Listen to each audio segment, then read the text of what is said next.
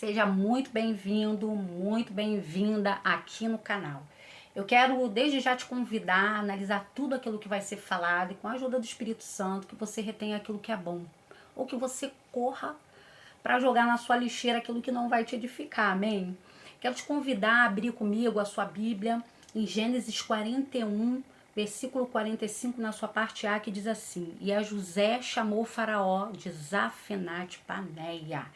Eita glória, só esse versículo. Desde já eu já te peço, não sai desse vídeo não, fica até o final que Deus vai falar com você através dessa palavra, amém? Então, irmãos, essa semana eu tive um sonho. Nesse sonho eu estava em frente à igreja onde eu congrego. De longe, assim, no portão da entrada, eu vi uma mulher muito aflita entrando. Com ela, assim, tinha um homem que estava ameaçando ela a todo momento, segurando um facão enorme. Sabe aqueles facões usados para cortar mato, cana, coisa de roça, assim? Não sei se vocês já viram. Só que esse facão, ele estava enferrujado. Esse homem segurava o braço da mulher e com a outra mão, ele segurava o facão gritando: me dá a sua identidade, passa a identidade. Aquele homem, ele parecia assim, estar transtornado, sabe? E ela resistindo em abrir a bolsa, e de tanto que ela resistiu, aquele homem saiu furioso. Mas graças a Deus ele não feriu ela. Acontece assim que um pouco adiante, na mesma calçada da minha igreja, tem um ponto de ônibus. E eu via de longe que esse homem, né? Ele foi para lá pro ponto do ônibus e ele começava a abordar as pessoas que vinham descendo de uma van.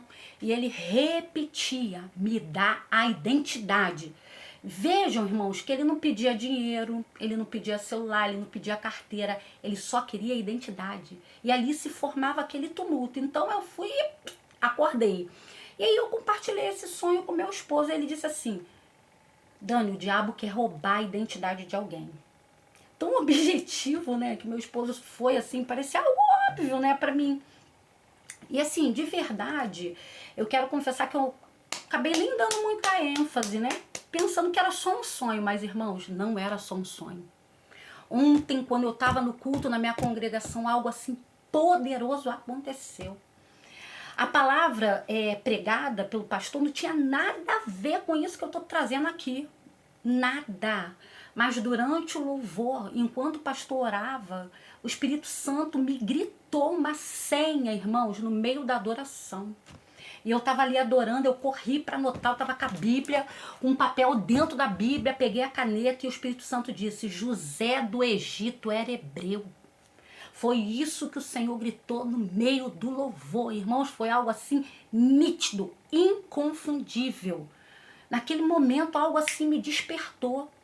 Porque a gente tem costume, né, nas pregações, desenhos bíblicos, nos filmes cristãos, da gente sempre se referir a José como José do Egito. Talvez você já tenha até falado isso. Eu mesma já falei muitas vezes. Mas naquele instante, Deus ele deixou claro assim ao meu espírito: José nunca foi do Egito. Ele estava no Egito, mas ele era hebreu. Foi aí que eu, sabe, tive aquele insight assim, de pensar que o meu sonho se conectou com aquilo que o Senhor tinha bradado. Deus estava me falando sobre identidade, mas não a identidade física, o papel, o documento, mas uma identidade espiritual. Coisa linda, irmãos. Nesse tempo final, o inimigo não quer mais roubar a nossa identidade. Não é sobre isso, sobre ele vir e roubar. Ele quer alterar. Ele faz isso com muita sutileza e por isso nós devemos estar alertas. O texto que nós lemos mostra que Faraó tentou modificar a identidade de José. Antes de Faraó dar um novo nome para ele, Faraó entrega a sua administração da casa, dá autoridade para ele, coloca o dedo no anel dele, veste José com linho fino e lhe dá colar de ouro. Depois ele vai fazer com que José suba num carro e ordena que o povo grite: inclinai-vos. Faraó declara em outras palavras: eu sou o faraó, mas ninguém vai fazer nada sem a tua autorização, José. Faraó está dizendo assim para ele: José, eu te dou poder, Depois de mim, José, você está no comando, você está sobre o governo, perdão. Mas tudo isso tinha um preço. E a José chamou Faraó de Zafenate Paneia. Ainda, irmãos, que alguns digam que Zafenate Paneia vai significar Deus fala e ele vive, o que a gente vê aqui é uma tentativa, como um pano de fundo de Faraó, tá precificando José, manipulando a sua essência, mexendo com a sua origem. Mas José não era egípcio. O DNA de José era hebreu. Quem tem identidade não se vende. Muitos hoje são usados por Deus, palavras proféticas saem da boca, milagres acontecem. Glória a Deus, mas tudo isso pode ser tentação de precificação, uma tentativa de alterar aquilo que é a nossa composição original, de identidade espiritual que Deus deu. E a pergunta aqui para mim e para a tua vida é: se eu e você formos parar no Egito, o que o Egito vai revelar de nós? Eita glória! Nós temos origem, essência e nome. José foi levado para o Egito pelo próprio Deus. E aqui está algo que o Espírito Santo me fez entender, irmãos. Há uma grande diferença entre quem vai para o Egito e quem é levado para lá. Quem vai por conta própria muitas vezes está na busca de vantagem, de conforto, de status, de projeção, até mesmo de benefícios pessoais. Mas quem é levado por Deus vai com uma missão, tem um propósito celestial e uma palavra profética para cumprir. José foi levado pelo próprio Deus para lá. Tem pessoas, irmãos, que vão para o Egito e outras que são levadas para lá. A diferença está em que muitas vezes as pessoas querem encontrar benefícios próprios, enquanto que outras vão levadas para cumprir uma missão. Tem missão para mim, tem missão para você. A palavra vai dizer no capítulo 45, versículo 5 de Gênesis, que José percebe que os irmãos dele poderiam, ao vê-lo, sentir tristeza, se irritar. Por quê? Porque ele foi parado lá. Mas na parte B desse mesmo versículo vai dizer: Deus me enviou adiante de vós para a conservação da vida. Irmãos, Deus pode permitir que nós andemos, falemos e até governemos no Egito. A gente pode desfrutar do que o Egito oferece, mas a gente não pode se confundir. Eu e você, nós temos uma origem, uma essência, nós somos servos do Deus Altíssimo. Nós temos um DNA. José sabia que por mais que ele estivesse no Egito, o Egito não poderia estar nele. Ele entendeu: eu posso até viver entre eles, mas o meu coração continua sendo do Deus Altíssimo. E glória a Deus e aleluia por isso. Não é sobre onde nós estamos, mas sobre quem nós somos. O Egito não corrompeu José. O Egito não alterou o DNA de José. O Egito não conseguiu comprar aquele jovem lá atrás de 17 anos, nem seduziu o homem que José se tornou. Embora tentativas viessem, quem sabe de onde veio não se altera com o lugar onde está. José não era do Egito, ele apenas estava no Egito.